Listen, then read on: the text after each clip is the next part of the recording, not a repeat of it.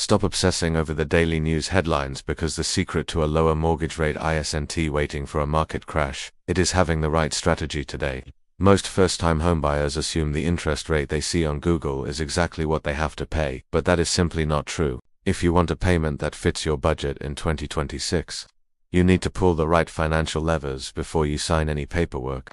Specifically, you need to understand buying down your rate with discount points, which can permanently lower your monthly payment in exchange for an upfront fee, saving you thousands over the life of the loan. You also need to aggressively shop your loan because different lenders have different margins, and a single phone call could save you 1/4 of a percentage point or more. Finally, boosting your credit score by even 20 points can unlock Tier 1 pricing that banks don't advertise to everyone. At lower mortgage rates, we are dedicated to showing you exactly how to structure your loan to save money and reduce stress. Subscribe to the channel right now, and let's make your dream of affordable homeownership a reality.